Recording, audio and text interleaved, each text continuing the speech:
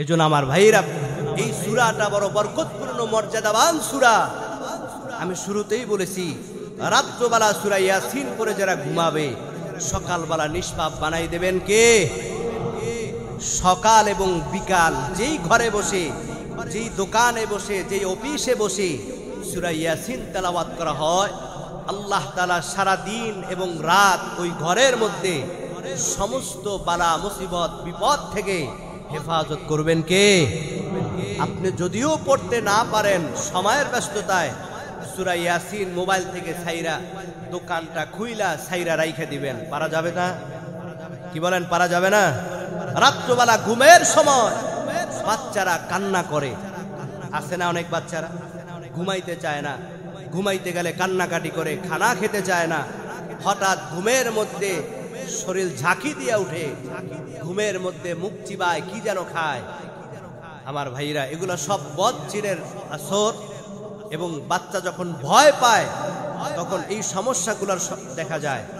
নবীজি সাল্লাল্লাহু আলাইহি ওয়াসাল্লাম বলেন, যেই ঘরে সকাল এবং বিকাল সূরা ইয়াসিন তেলাওয়াত করা হয়, সমস্ত মানুষ এবং জিনের ওয়াসওয়াসা থেকে, খারাপি থেকে আল্লাহ তাআলা ওই ঘরে যারা আছে সবাইকে হেফাজত করেন।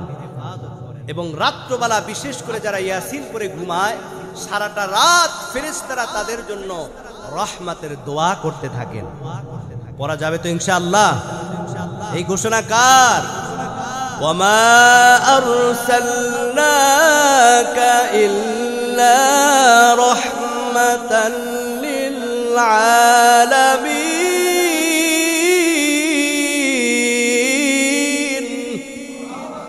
আল্লাহ তাআলা বলেন, নবী আমার, আপনি হচ্ছেন রহমত, আর আসমান জমিন পাহাড় পর্বত সব কিছুর জন্য আমি আল্লাহ হচ্ছে আলামিন। আর এই সব কিছুর জন্য আপনি হচ্ছেন রহমত। ও নবী, আপনি তাদেরকে যতই আপনি উপদেশ দেন না কেন, বরং যাদেরকে আমি আল্লাহ হেদায়েত দিয়েছি তারা হেদায়েত পাবে, যাদেরকে আমি আল্লাহ হেদায়েত দেই নাই, আপনি দাওয়াত দেন বা নাই দেন, তারা হেদায়েত কখনো পাবে না। হেদায়েতের মালিক কে? আমার ভাইরা, আল্লাহ তাআলা কোরআন নাযিল করে স্পষ্ট আয়াত তাদেরকে চ্যালেঞ্জ করে দিলেন। এরপরও তারা ঈমান আনে নাই। ওই কাফের প্রকাশ্যে ডাক দিয়ে বলে, আব্দুল্লাহর বেটা মুহাম্মদ, তুমি যে সত্য নবী দাবি করতেছো, আমি কিভাবে বিশ্বাস করব? নবীজি বলেন, চাচা, কিভাবে বললে আপনি বিশ্বাস করবেন, আপনি ঈমান আনবেন? এবার আবু জাহেল ডাক দিয়ে বলে, ও ভাতিজা, আমি তোমাকে সবার সামনে একটা পরীক্ষা করব। এই পরীক্ষার মধ্যে তুমি যদি উত্তীর্ণ হতে পারো, সত্য বলতে পারো, তাহলে বুঝবো তুমি সত্য নবী, না হয় বুঝবো তুমি মিথ্যা নবী। এবার পরের দিন সকালবেলা শত শত আরবের সামনে বসি, আমার ভাইরা, আবু জাহেল হাতের মধ্যে মুষ্টি করে নবীজির সামনে আইসা ডাকতে পারে, আব্দুল্লাহর বেটা মুহাম্মদ, বলো আমার হাতের মধ্যে কি আছে? আমার ভাইরা, নবীজি হাতের দিকে তাকায় না, শত শত হাজার হাজার আরব মুশরিকরা তাকিয়ে আছে। কারণ আবু জাহেল চালাক মানুষ, বড় শিক্ষিত মানুষ।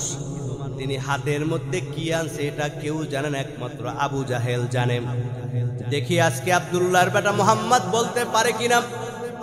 নবীজির সামনে যখন হাতটা মুষ্টি করে ডাক ধরে, মুহাম্মদ, বলো আমার হাতের মধ্যে কি আছে? নবীজি সাল্লাল্লাহু আলাইহি ওয়াসাল্লাম হাতের দিকে না তাকাইয়া এবার নবীজি জবানটা নাড়াইয়া বলতেছেন, তুফাক্কারু টুকরুকু কালেমা পারহানা, হাতের মধ্যে কি আছো? আল্লাহর সৃষ্টি যদি হয়ে থাকো বলে দাও তুমি হাতের মধ্যে কি আছো? কবি বলেন, তুফাক্কারু কালেমা পারহানা, ওই হাতের মধ্যে পাথরের টুকরাগুলা এবার বলে উঠছে, লা ইলাহা ইল্লাল্লাহু মুহাম্মাদুর রাসূলুল্লাহ সাল্লাল্লাহু আলাইহি ওয়াসাল্লাম। হাত হাতের মধ্যে কালেমা, এবার কালেমা পরে ডাক দিয়ে বলে, ও নবী, আমি আবু জাহেলের হাতের মধ্যে কয়েকটা পাথরের কণা আছি, বলি আল্লাহু আকবার। আবু জাহেল অবাক হয়ে গেল। সাথে সাথে অসংখ্য মুশরিকরা কালেমা পড়ে মুসলমান হয়ে গেছি। আমার ভাইরা, আবু জাহেল এবার ডাক দিয়ে বলে, আব্দুল্লাহর বেটা মুহাম্মদ, দুনিয়াতে অনেক জাদুকর দেখছি, তোমার মতো জাদুকর দেখি নাই। হাতের মধ্যে কি আছে তোমার জবান দিয়া বলতে হয় নাই, বরং পাথর তার জবান খুলে আওয়াজ করে দিয়েছে, আমি হাতের মধ্যে পাথর। হেদায়েতের মালিক কে? এরপর আবু জাহেল কি কলেমা পড়ছে নাকি? না না রে ভাই, ভালো করে শুনেন। আমাদের সমাজের মধ্যে যত আলোচনা হোক না কেন, কোরআনের দাওয়াত হোক না কেন, মাহফিল হোক না কেন, একদল নাফরমান আছে, গুমরাহ, অন্তরে কলব লেগে গেছে। যত আলোচনা হোক, মসজিদে বারবার আজান হয়, মুয়াজ্জিন বলে হাইয়া আলাস সালাহ, আসো বান্দা নামাজের দিকে, হাইয়া আলাল ফালাহ, আসো বান্দা কল্যাণের দিকে। বারবার মুয়াজ্জিন ডাকার পর কপাল পোড়া মসজিদের সামনে দিয়া করে বাড়িতে ঘুমায় থাকি, কপাল পোড়া মসজিদে জামাতে নামাজ পড়তে যায় না। আছে না নাই? এরা হচ্ছে আবু জাহেল মার্কা মুসলমান। কথা বলেন ঠিক কিনা? এবার আবু জাহেল ডাক দিয়ে বলে, ভাতিজা, এবার ফাইনাল কথা, যদি তুমি এবার আমার ফাইনাল যদি আর একটা কাজ করে দেখাইতে পারো, আমি এবার সত্যি তোমার হাতে কলেমা পড়ে মুসলমান হব। আমার ভাইরা, আল্লাহ পাক রব্বুল আলামিন আয়াত নাজিল করে জানাই দিলেন, লাকাদ হাক্কাল কওলু আলা আকসারিহিম ফাহুম লা ইউমিনুন। আল্লাহু আকবার।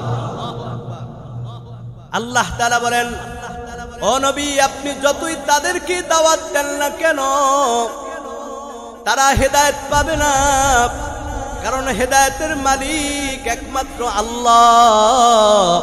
আবু জাহেল ডাকতে বলে, ও মুহাম্মদ, এবার তোমার কাছে ফাইনাল আরেকটা প্রশ্ন আমার, যদি তুমি আমার প্রশ্নের উত্তরে কাজটা করে দেখাইতে পারো, আমি বুঝবো তুমি সত্য নবী। কি চাচা? এবার আবু জাহেল শত হাজার মানুষের সামনে ডাক দিয়ে বলে, এ আব্দুল্লাহর বেটা মুহাম্মদ, ওই যে আকাশের মধ্যে চাঁদটা দেখতেছো, এই চাঁদটা যদি তুমি দুখণ্ডিত করে দেখাইতে পারো, তাহলে বুঝবো তুমি সত্য নবী। আমার ভাইরা, আল্লাহর হাবিব সরল মানুষ, নবীজি চাচার কথা শুনে নবীজি বিশ্বাস করলেন, সত্যি আবু জাহেল কালেমা পড়বে, আল্লাহর কাছে আবদার করবে, আল্লাহ আল্লাহ আবু জাহেল বলেছে কলেমা পড়বে। আল্লাহ বলেন, না না, আবু জাহেল কলেমা পড়বে না, আমি জানি, কিন্তু আমি যদি আমার নবীকে এখন চাঁদ দ্বিখণ্ডিত করে না দেখাই, আবু জাহেল ঘোষণা দিবে নবীজি মিথ্যা নবী। আল্লাহ তাআলা ডাক দিয়ে বলেন, ও পয়গম্বর, দুষ্ট আমার, হাবিব আমার, ইল্লা রাহমাতাল লিল আলামিন, ও নবী, আসমান জমিন পাহাড় পর্বত চাঁদ সূর্য তারকা সবকিছু আপনার করুণায় আমি সৃষ্টি করেছি। নবী, আপনি চাঁদকে ইশারা করতে দেরি হবে, চাঁদ দ্বিখণ্ডিত হতে দেরি হবে না। আল্লাহর হাবিব এবার আকাশের দিকে তাকাইয়া শাহাদত আঙ্গুল দ্বারা যখন চাঁদের উপরে যখন আঙ্গুল টানলেন, আমার ভাইরা, হাদিসের মধ্যে উল্লেখ করা হয়, নবীজির হাতের ইশারায় চাঁদ দ্বিখণ্ডিত হয়ে যায়। আরো জোরে বলি আল্লাহু আকবার। আবু জাহেল চিৎকার দিয়া ডাকতে বলে, সর্বনাশ, দুনিয়ার জাদুকারের জাদুর ক্ষমতা থাকে জমিনে, আব্দুল্লাহর বেটা মুহাম্মদকে আল্লাহ এত জাদু দিয়েছেন, তিনি এত বড় জাদুকার, যার হাতের ইশারায় চাঁদ দ্বিখণ্ডিত হয়ে যায়। না না, আমি এই জাদুকরের হাতে কলেমা পড়ব না। হেদায়েতের মালিক কি? কলেমা পড়ছে? পড়ে নাই রে ভাই। অথচ আবু জাহেলের পাশে তার সাঙ্গ পাঙ্গ দেখা অসংখ্য শত শত মুশরিকরা ওই চাঁদের দ্বিখণ্ডিত দেখা সবাই কলেমা পড়ে মুসলমান হয়ে গেছে।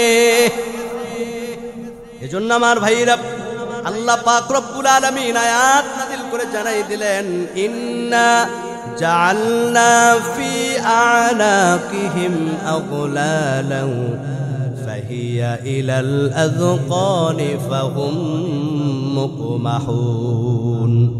নবী আপনি যতই তাদেরকে দাওয়াত দেন না কেন, বুঝান না কেন, তাদের গলার মধ্যে কণ্ঠের নিচ দিয়া হেদায়েতের বাণী পৌঁছবে না।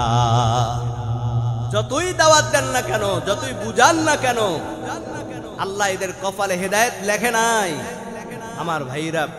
এজন্য আল্লাহ পাক রব্বুল আলামিন এই সূরা ইয়াসিন নাজিল করে কাফেরদের ওই দিন আল্লাহ তাআলা সমস্ত বিভ্রান্তির সমাধান দিয়েছেন যে নবীকে তোমরা সাধারণ মানুষ ভাইব না, নবী হচ্ছেন পূর্বেকার সমস্ত নবী এবং রাসূলদের মধ্যে শ্রেষ্ঠ নবী এবং রাসূল।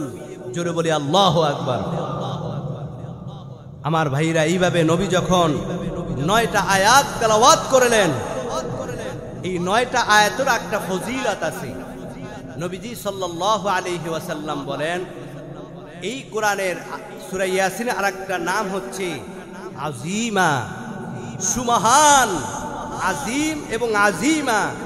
এই বিশেষ মর্যাদাবান সূরার ক্ষেত্রে আল্লাহ তাআলা আজিমা ব্যবহার করেছেন। যত জায়গায় আল্লাহ তাআলা এই মর্যাদা উল্লেখ করেছেন, সব জায়গায় আল্লাহ তাআলা আজিম ব্যবহার করেছেন। আমার ভাইরা, নবীজি সাল্লাল্লাহু আলাইহি ওয়াসাল্লাম বলেন, এই সূরা ইয়াসিনের 9টা আয়াত পরে যদি কেউ তার শরীরের মধ্যে ফু দেয়, শত্রুর দিকে যদি দম দেয়, আল্লাহ তাআলা সমস্ত শত্রু এবং দুষ্কৃতিকারী সবার থেকে আল্লাহ তাআলা তাকে হেফাজত করবেন। এক পর্যায়ে কাফেররা যখন নবীজিকে মারার জন্য চেষ্টা করতেছে, পারে না, নবীজির গোটা বাড়িটা ঘেরাও করে ধরছে, নবীজিকে দুনিয়া থেকে বিদায় করে দিবে। চতুর্পাশে কাফেররা খোলা তলোয়ার নিয়ে দাঁড়িয়ে গেছে। আল্লাহ তাআলার কাছে নবীজি ডাকতে বলে, মালিক, কাফেররা খোলা তলোয়ার নিয়ে দাঁড়িয়ে গেছে, আমি এখন কিভাবে বের হব? আল্লাহ তাআলা এবার ডাকতে বলেন, ও পয়গম্বর, আপনি সূরা ইয়াসিনের এই 9টা আয়াত পড়ে আপনি হাতের মধ্যে ধুলা নেন আর ধুলার মধ্যে দম দেন। এই ধুলাগুলা ওদের নাকে চোখে যাবে, ওরা চোখে দেখবে না। এদিক দিয়ে আপনি নিরাপদে ঘর থেকে বের হয়ে যাবেন। নবীজি হাতের মধ্যে ধুলা নিলেন আর পড়তে শুরু করলেন,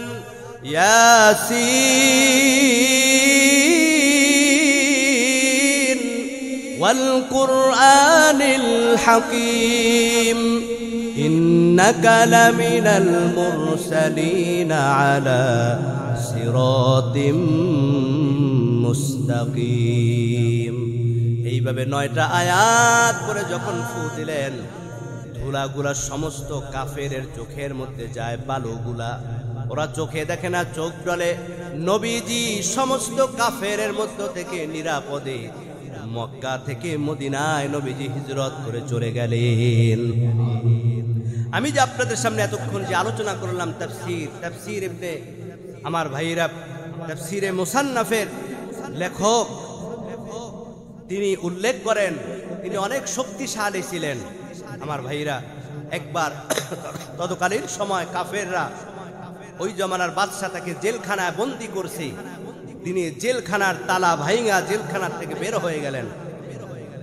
এবার ওই কয়েদখানার সমস্ত প্রশাসনরা তাকে ধরার জন্য ঘোড়া নিয়ে দৌড় শুরু করছে। এ ভাই, হাঁটার সাথে ঘোড়ার সাথে কি পারা যায়? এক পর্যায়ে তিনি হাঁটতে হাঁটতে ক্লান্ত হইয়া মরুভূমির মধ্যে লুটে পড়লেন। সাথে সাথে তিনি সূরা ইয়াসিন তেলাওয়াত করা শুরু করলেন। 9টা আয়াত যখন পড়া হয়ে গেল, এবার ওই শত্রুরা তার চতুর্পাশে ঘুরে তাকে আর দেখে না। বলি আল্লাহু আকবার। এজন্য আমার ভাইরা, এই সূরাটা বড় বরকতপূর্ণ মর্যাদাবান সূরা। আমি শুরুতেই বলেছি, রাত্রবেলা সূরা ইয়াসিন পড়ে যারা ঘুমাবে, সকালবেলা নিষ্পাপ বানাই দেবেন কে? একবার সূরা ইয়াসিন যারা পড়বে তার আমলনামায় 10 খতম কোরআনের সওয়াব দেবেন কি? সকাল এবং বিকাল যেই ঘরে বসে যেই দোকানে বসে, যেই অফিসে বসে সূরা ইয়াসিন তেলাওয়াত করা হয়, আল্লাহ তাআলা সারা দিন এবং রাত ওই ঘরের মধ্যে সমস্ত বালা মুসিবত বিপদ থেকে হেফাজত করবেন কে? আপনি যদিও পড়তে না পারেন, সময়ের ব্যস্ততায় সূরা ইয়াসিন মোবাইল থেকে ছাইরা দোকানটা খুইলা ছাইরা রাইখে দিবেন, পারা যাবে না? কি বলেন, পারা যাবে না? রাত্রবেলা ঘুমের সময় বাচ্চারা কান্না করে, আছে না অনেক বাচ্চারা ঘুমাইতে চায় না, ঘুমাইতে গেলে কান্নাকাটি করে, খানা খেতে চায় না, হঠাৎ ঘুমের মধ্যে শরীর ঝাঁকি দিয়ে উঠে, ঘুমের মধ্যে মুখ চিবায়, কি যেন খায়। আমার ভাইরা, এগুলো সব বদজিনের আসর, এবং বাচ্চা যখন ভয় পায় তখন এই সমস্যাগুলোর দেখা যায়। নবীজি সাল্লাল্লাহু আলাইহি ওয়াসাল্লাম বলেন, যেই ঘরে সকাল এবং বিকাল সূরা ইয়াসিন তেলাওয়াত করা হয়, সমস্ত মানুষ এবং জিনের ওয়াসওয়াসা থেকে, খারাপি থেকে আল্লাহ তাআলা ওই ঘরে যারা আছে সবাইকে হেফাজত করেন। এবং রাত্রবেলা বিশেষ করে যারা ইয়াসিন পড়ে ঘুমায়, সারাটা রাত ফেরেশতারা তাদের জন্য রহমতের দোয়া করতে থাকেন। পড়া যাবে তো ইনশাআল্লাহ?